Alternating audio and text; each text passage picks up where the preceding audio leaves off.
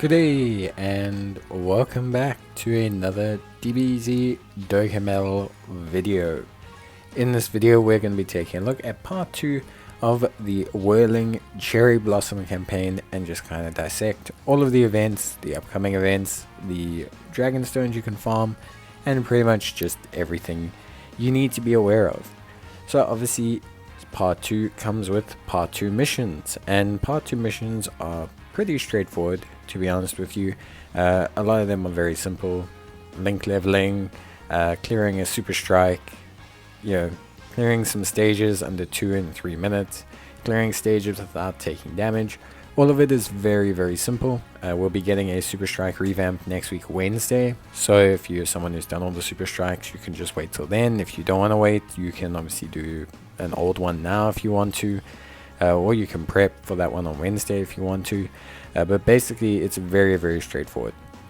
If you're someone who's concerned about the not getting hit or not receiving damage, or clearing stages super quickly challenge, you can do that quite easily. All you have to do is go to the challenge section of your events, go down to the punching bag event, and you can easily clear all of those missions quite simply. Punching bag, they don't hit back, so you can't take damage, and if you just speedrun it, you'll easily clear it in under 2 minutes with no issues. So pretty simple stuff, honestly speaking. So beyond that, obviously we then want to look at the actual campaign, and part 2 brings some decent content. So the missions, the special missions, give us 7 stones. There's a new legendary banner which I'll do a save or summon on, which also features a discount as well, which is pretty cool. Then of course we also have a couple other things. We have a revamp of a story event into a DB story event. We have a new Super Battle Road and Extreme Battle Road stage, which is all pretty good. We then of course also have the aforementioned Super Strike revamp that I mentioned earlier. So you'll see that that's coming next week, and that's for Go Tanks and Go Tanks. And if you haven't been able to tell by the events, we will be having another world tournament. We also have these very interesting lucky draw tickets as well, which we'll see next week Wednesday, but it looks like they can be used to get hidden potential orbs, gear, and elder kais, which is always interesting. So we'll definitely take a look at those when they come out on Wednesday. But yeah, very simple stuff, honestly, super duper simple. World tournament coming out as well, which is always great. Love a world tournament. People don't like it. I like them because there's lots of stones. So it's a hell of a grind, but I like them because there is a decent chunk of stones. So it is decent value as well. There's also a Peton battle coming out for those of you who are interested, like myself. And yeah, beyond that, that's pretty much it really. There's not too much else kind of to mention. I think that basically covers all of the events. So we'll just quickly run through them just so you can see the stone counts and just obviously see where all the events are, or I can explain when they're coming up.